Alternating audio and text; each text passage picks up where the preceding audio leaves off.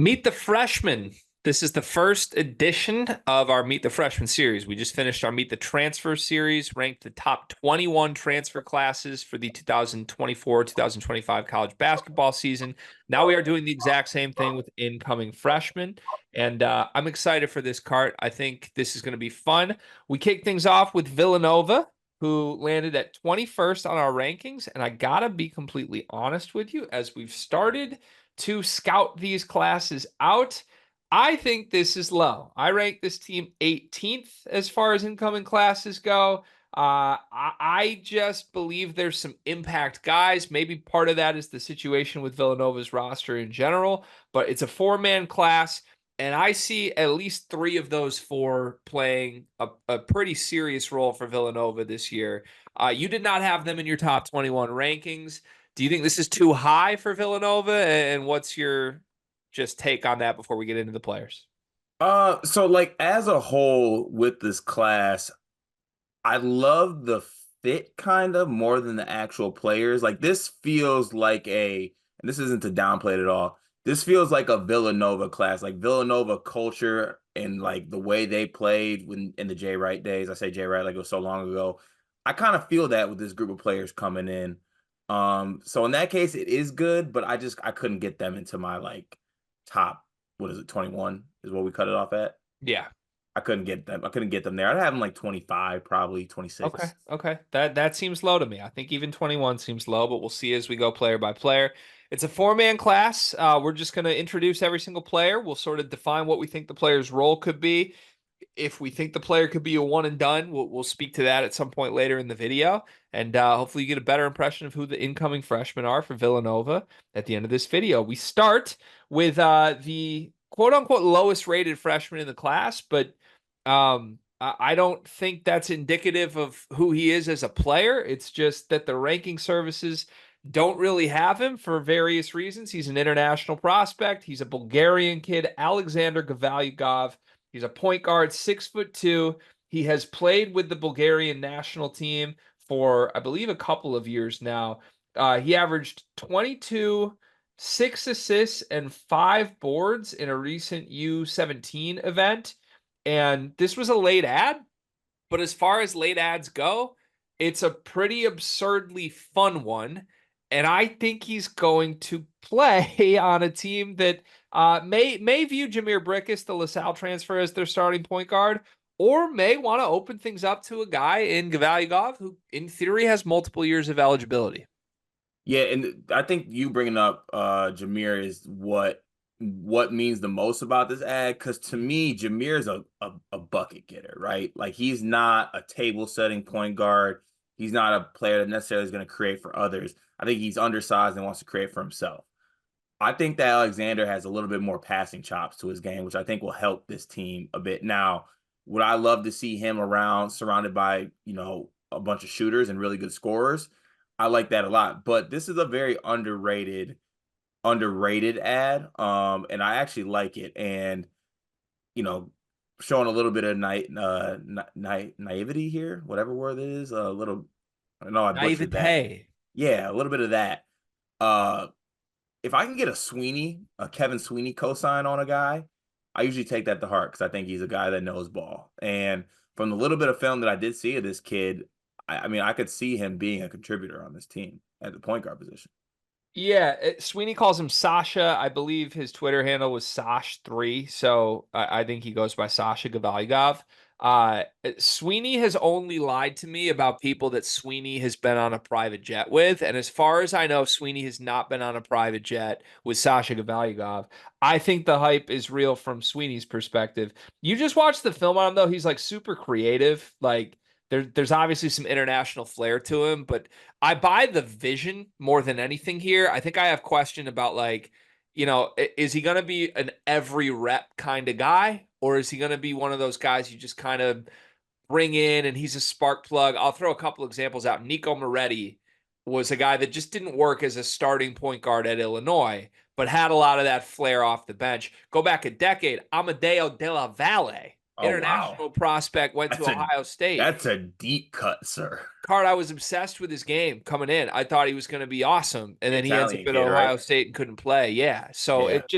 it's one of those things where you never know how these guys are going to adjust, even the UCLA class from last year. I think it's better for Villanova if he's a role player, but the one thing you're always looking for one skill that translates. The vision translates for me with Sasha. He's creative. I think the tape is real. And if he can see that at the college speed, you could see him work into the rotation really quickly. Also, this is a quote from Sasha. I want to just get your thoughts on him after this. He says, quote, I am a scoring point guard. I can score anytime. But when I see open teammates, I can get them the ball.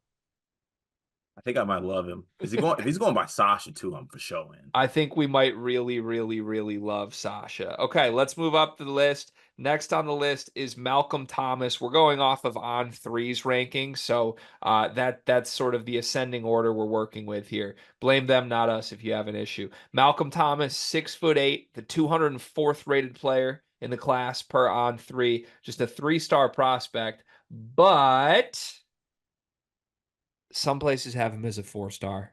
I think 3-star, 200 range feels a little low for what I've seen from the tape. He played at DeMatha. He's a bouncy, springy athlete. In a couple of games, I believe this was with DeMatha, he was averaging like for a couple of weeks, 15 points, 5.7 rebounds, 2.7 blocks. He was named to the first team WCAC team. I don't know what that is. I'm speaking in languages I don't know. I don't Uh, know DeMatha. WCAC Gregory is high level high school hoops. Okay, so he made first team. I don't know what WCAC is. I'm That's not locked in. like the math John Paul the fit like that's like that DC area. It's very very high level basketball. Okay, so if That's impressive. you watch the tape on Malcolm Thomas, like big time athlete, like right now, Big East starting level athlete is what I see. I guess the questions would be, what else does he bring you from a skill standpoint? But what do you expect his role to be, and what do you think of his game? So I think at minimum you have a high level, highly athletic forward like that is a high level defender like to start off things and it is a little bit I've always had this thing about me when I look at recruits that come out of high school. There's some high schools that like you take kids from and you really bank on them developing and getting better. DeMatha is one of those schools. DeMatha players, more likely than not, are going to work out. It's a great high school program with great coaching, great competition. Kids from there are always tough as shit. And honestly, like 7 out of 10 players, I think are very successful at the college level. There's a lot of them that come to mind. Um, so I like this pick. I like this pickup. He might be my favorite prospect out of this freshman class. Oh, Like I know he's only 6'8", so it's kind of like he's a really a center, but like he's kind of a little tweener position at 6'8". But I think he's my favorite high upside pick. wow.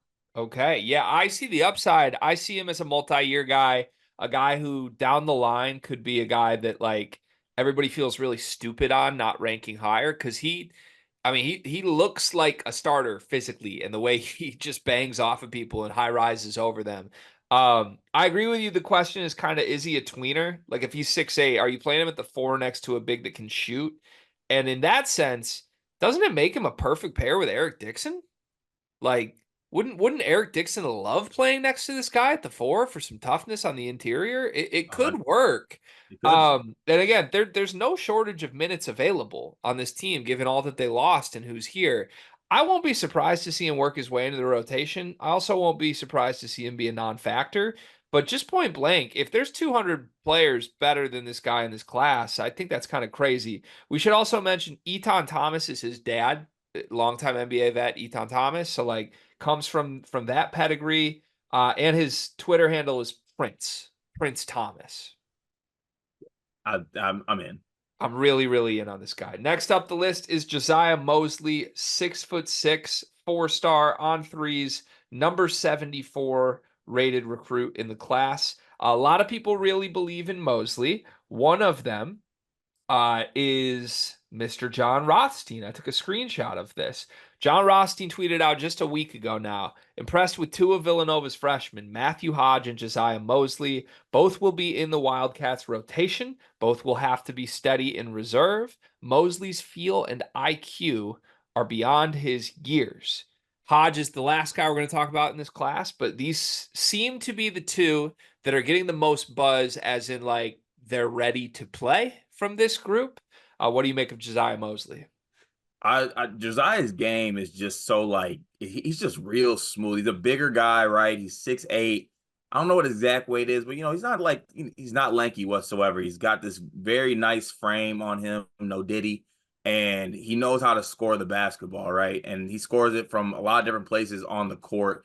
I really like his fit at Villanova a lot. I'm trying to think of like, and I'm gonna have a bad time of doing this during this whole exercise, is trying not to compare guys to former Villanova guys, but he's got a little bit of like former Villanova guys in his game, like Eric Pascal type. But Eric Pascal wasn't 6'8" though. That's the thing. So I'm not really sure where I'm gonna land on, but I think I that think he's. Mosley's more fluid than him too. You Not think to shit on your comp, but I see Mosley as like a very fluid small forward type. like fluid, like a Josh Hart type fluid? I mean Josh Hart. It's hard because Josh Hart is just like smaller in my mind, but sort of. I mean, when I think fluid Villanova wings, I think like Mikal Bridges, and that's not who I'm comparing this guy to. But like, I don't know. He moves really well at his frame. Yeah, no, I think he moves extremely well, and I think like his body is ready to play college basketball, and I think that I can see why John would tweet that because I can see where he would fit into this rotation and be able to play right away. Mosley has played some international ball, just like Sasha Gavalyagov. He's been playing in the FIBA U18 event in the AmeriCup this summer with Belize. Cart, he put up 24.2 points per game on 44% from three at the FIBA U18 AmeriCup. I mean, he was basically a superstar there. The film's really good. It's a lot of dynamic shot making. I can see why Rothstein talks about his feel. Like, he just is very in control and in the right spots, and it doesn't look forced really at all. It looks kind of effortless. I'd be stunned if Mosley is not in the rotation. And I know Rothstein, I think, mentioned like they have to be ready in reserve for what? For Jordan Longino? Like, is can we play a quick game of is this guy better than Jordan Longino? Yeah, I mean, I feel like there's a spot right now for him. I think this guy's better than Jordan Longino, man. He had a game in Hoop Fest at Thanksgiving. 30 points, 8 rebounds, 8 assists, 14 for 19 from the field. The highlights are stupid. I just think this is one of the 5 most talented players on Villanova right away. I really do. And he's not even the headliner here. Matthew Hodge is the headliner, 6'8" freshman, the 65th rated player in the class, according to On3, another 4-star. So no 5-star studs in this class, but quite a few guys that we think might be ready to play. Hodge can shoot it. I think he's a real deal. I think you kind of see him stepping into like stretch 4 possibilities after Eric Dixon leaves. You know, they're the same height. I don't know. You know, you compare it back to what we said with Malcolm Thomas. I don't know that you would want to play Hodge and Dixon together. That just feels like it would have some defensive concerns. But I think the offense and the shooting is legit. Yeah, the size is legit too. Like Hodge is all of 6'8", and he's a knockdown shooter, right? Now, at this point, he's mostly spot up, right? Like he's spot up. He'll play some defense. I don't think he's a non-defender actually. Um, so he's like a 3 and D type guy right now at 6'8".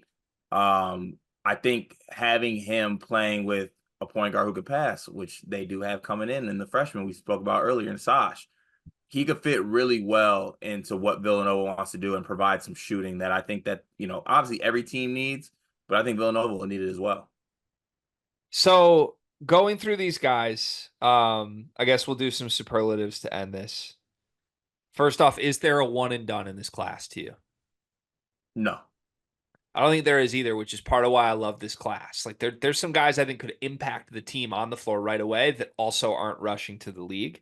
Mm-hmm. I won't be shocked though, Card, if Mosley finds his way there. I really Really? won't. I really will not. Who do you think the best player in this class is? I think it's Mosley right now. I think it's Mosley too. Also, you know who Mosley reminds me of now that you mentioned this? One Who? and done. Who? Mosley would have fit in really, really well at Ohio State. No. Which one? He just They're would have all- fit in well. That's it. okay. If you're going Malachi Branham, I like that better. If you're going Bryce Sensabaugh, I'm a little worried. I just think he would have fit in at Ohio State. Oh, good Lord. Yeah, I think he's the best player. What freshman do you think improves the most from the start to the end of the season for this group? Ooh, I'm gonna go Thomas. Okay. Um, I think Thomas as well. Actually, no, no, no, no. I think Thomas. If we do a superlative, like who ends up being the best like guy out of his class, like highest upside, I think I might Actually, go let's Thomas. do that. Sorry, we're working through format live because it's the first one of these. Let's do who's the best player this year? Who has the best career at Villanova? I'm gonna say Mosley's the best player this year. I'm gonna say that Thomas has the best career at Villanova. Really? Yeah. Wow. Okay. Um, yeah, Mosley feels like a guy who gets to the league before his senior season. Thomas feels like a guy who maybe plays all 4 years. So I could see that. I like that answer. Um, is there a disappointment or biggest disappointment player in this class? Mm, da da. I mean, I think it just might be Hodge because I think Hodge, like right now, he's a shooter who's 6'8", and yes, he does defend, but like I wouldn't necessarily go all the way 3 and D with him. So I think I would go maybe him.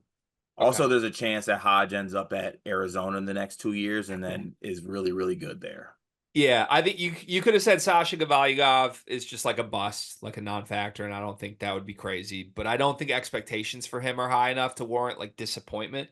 So I'll say Hodge is most likely to disappoint, just because I do think there's a world people are really gassing him up. On paper, he's the best player in the class, and I don't know that he's going to play much if Eric Dixon and Enoch Boakye is supposed to be the front court pairing. Maybe he kind of gets the backup minutes, 20 minutes a game as a shooter. But I don't think you want to play Hodge and Dixon together. I would just have concerns about both those guys kind of guarding the perimeter right now. Mm.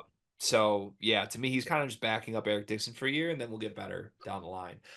In summary, this is a great class, though. Like I'm very annoyed this group finished 21st. I'm starting to think this should have been like 15th or higher. Good on you, It's a Neptune. it's a good job by Kyle Neptune. It really, really is. Car, you know what I love about you?